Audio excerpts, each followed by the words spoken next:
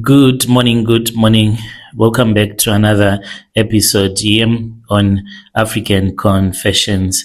Thank you for tuning in. The following message that you're going to be listening to, it comes from a translation of a message that I received, and the translation of that message, it reads like this. Hello, brother, how are you? Please post my story as anon. I am a South African man and I am aged 36 years old. My life is not moving according to plan. I have been thinking and I think that I have now made a breakthrough. I just need advice. There is a man whom I was given the phone numbers by a guy that I am working with, but what has been troubling me, even my girlfriend, that is the question that she also asked me. She was like, I know a lot of Zim people that do not even have money. Why do you think that they do not do these rituals? If it is true that these rituals makes you to become rich, why is not your friend doing this? What if you go there, then these rituals do not work? But my friend, he has even taken me to Santon to meet up with this other guy, and he said, I don't want you to say anything to him. He took me, it was last week, we went to Santon where I met one Zim guy. He is into forex trading, but according to my workmate, him doing forex trading, it is just a lie. He sleeps with married women, and when he sleeps with a woman that is married, not just like you saying that I am married, but having a marriage certificate, then when he does that, he makes that woman to sin, and he is being paid for that because he has a theology that wants people to get into adulterous relationships, and that is how he gets his money. So him doing forex, it is just like a buzzword so that people can think that he is intelligent, smart, and a hard worker. When we arrived at the place where he's staying, it is not his house. I saw 4 beautiful cars that were parked in the garage. And this garage, you can park up to 8 vehicles. And he had 4 brand new SUVs, each one costing around $1 million each. And this is a guy that is from Zim. According to the story that my workmate told me, he came to South Africa, he was working for gardening services, and then he did these rituals and he became rich. Whenever I ask my friend, just like what my girlfriend told me, to ask my workmate, why are you not doing these rituals? Because the work that we are doing, we're not even getting paid a lot of money. Why don't you go to Zim since you understand these people in your own language? Why can't you go? Then you do the rituals. And he was like, no, it's for me. I'm okay. I don't need to become rich. I am happy with what I have. But since you are always complaining about this low salary that we are earning at this company, I just thought that I can help you as a brother. He is saying that he wants us to go to Zim. He will be going to his country on the 19th of December. So I want you to post for me as quickly as possible. Dear listeners, right there was a message that I found on my Facebook. He sent this message to us. It was on 18 December, hoping that you have not yet made that decision to go to Zim. Your girlfriend is right. Why is it that your workmate, he is happy with the low salary that he is making? If he knows these people that can help you to become rich, why he doesn't do it just like his friend did it? Be careful that you'll end up losing your soul. Let us try to speak with our brother in the comment section. Then there is another message that I'm going to be sharing with you, and it reads like this. Hello, how are you? I got a Malawian man killed. I have been living with this bad secret in my heart since the year 2007. Some years I can manage, but then there are some years when I can't. Like this year, God has been merciful to me, but in 2024, I even lost my job because I was running mad. There are months in a year when I completely run mad, especially when it is a full moon. I'll start to lose my mind the moment that I go outside and I look at it. I am a South African woman, and this is my past. I used to be a prostitute before I got married. My husband, he has no idea about this, and I have been lying to him, and I feel like I do not want to lie anymore. Back then, I was a prostitute in Gauteng. We used to work around the mine hostels, if you know those places. And usually, the men that we used to sell our bodies to, these were men that came from Mozambique that had been in South Africa for a very long time. And I was doing prostitution. I came to Gauteng from the Eastern Cape looking for work. I had nothing, no connections, no money. Every job that I wanted, it also required experience that I did not have. I would sleep on couches, sometimes on the floor, sometimes hungry. One woman I met said, there is money by the hostels. Men there, they are paying. You won't starve. With the way that you are beautiful and light skinned like this, they will be fighting for you. At first, I said no. Then hunger said yes. That is how it all started. The hostels, they were rough. Men were from everywhere, South African, from Mozambique, and mainly from Malawi. Most of them, they were working underground in the mine, but these were not your zamazamas. They were working for the mine. We worked in groups for safety, but the safety was never guaranteed because there was a lot of violence that used to happen in the shebeens. Men will be fighting over women. And this used to happen when you were new because you were afraid to fight with the men as well. So if a man paid you regularly, he will start to call you my wife. If another man spoke to you, jealousy will make those men to fight. We learned to smile. Even if you wanted to seduce a man, you smiled at him in a particular way. Then later on, you can meet up and sleep with each other, and it gives you money. One of my regular clients was a Malawian man. I will not say his real name. He was someone that was nice. He was not aggressive at all. He always worked long shifts and he always paid me a lot of money. We would talk about his village, and he told me that I'm not married, but I want to save money and go back. He treated me better than most of the men there. But that kindness, I guess it is what caused the problem. There was another man who was a South African guy. He was always violent, always loud, always drunk. He liked me too, but I tried to avoid him because he scared me. When he drank, his eyes, like, he was so scary to even look at. One night he told me and he said, if I see you with another man again, I will kill someone.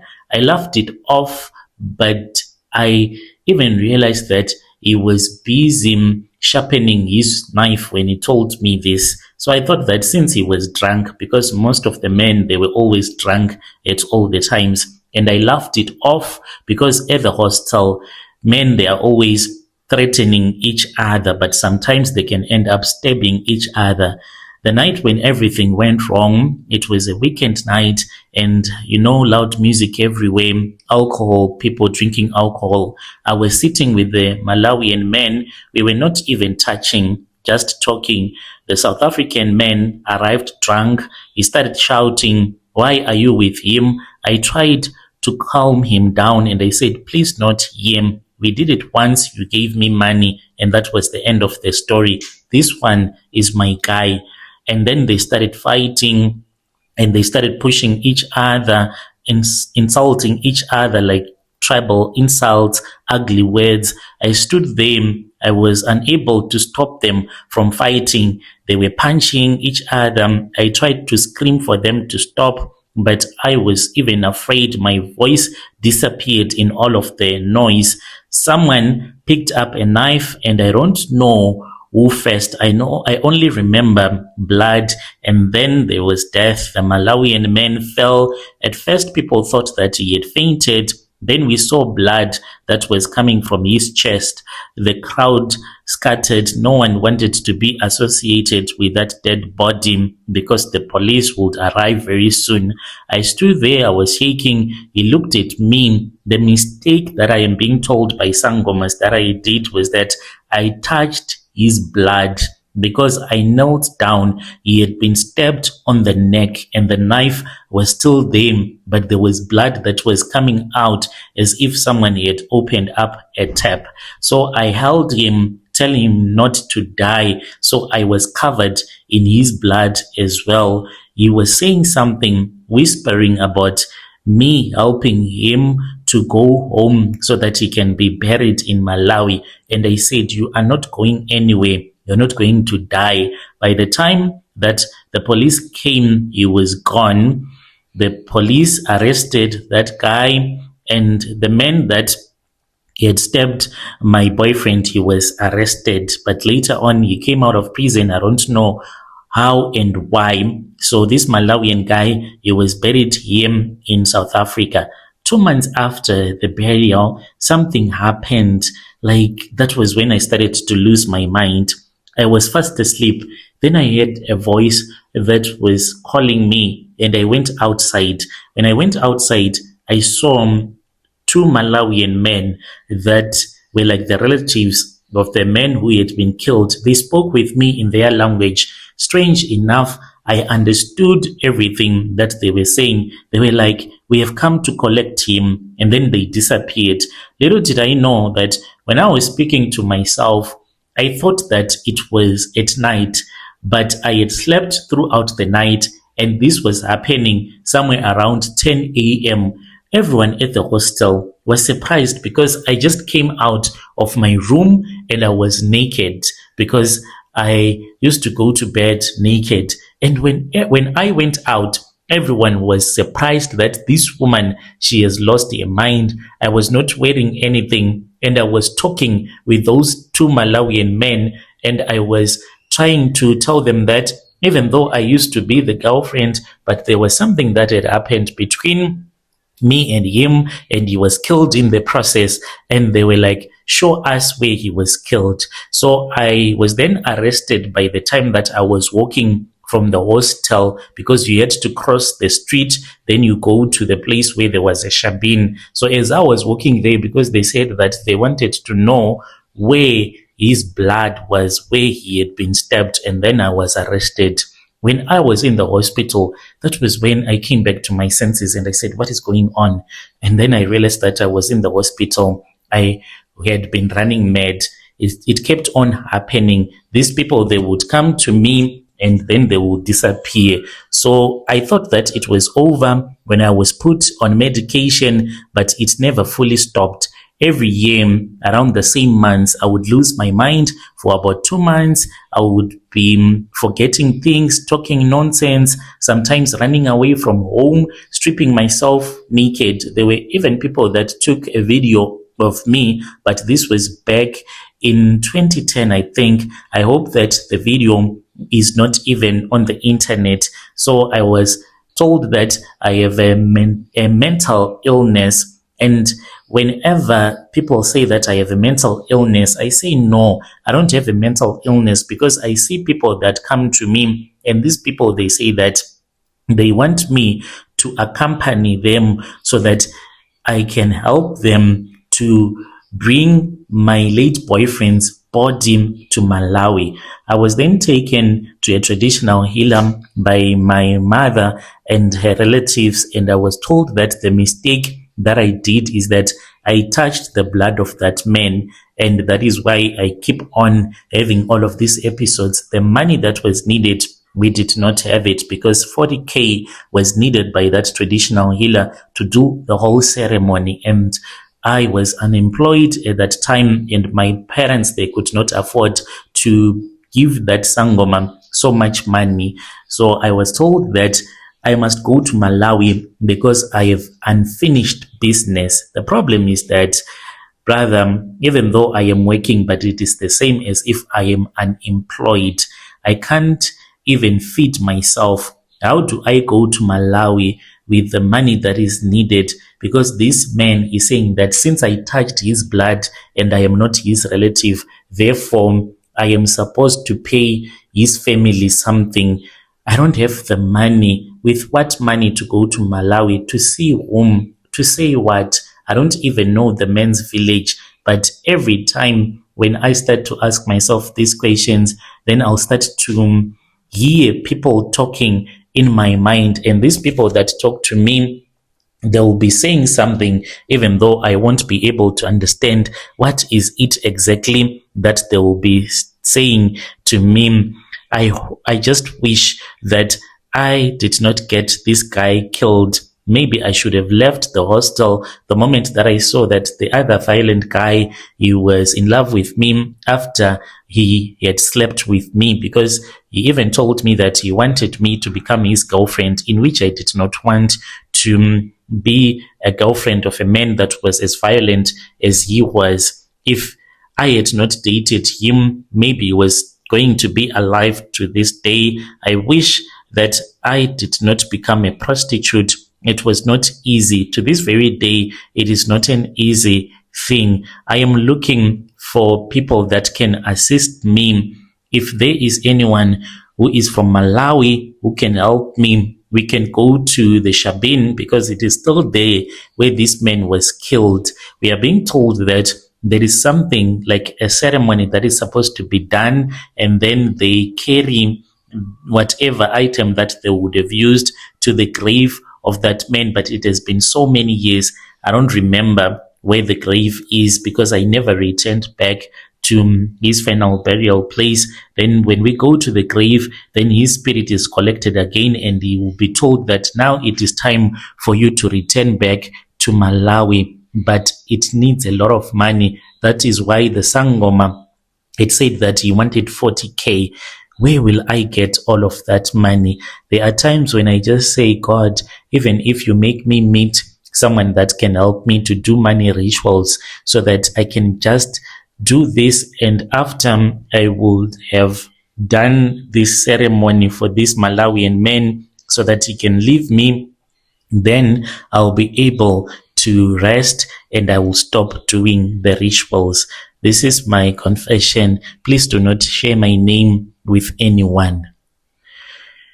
Dear listeners, right there was a message that was sent to me by one of our dear sister. Let us try to speak with our sister in the comment section.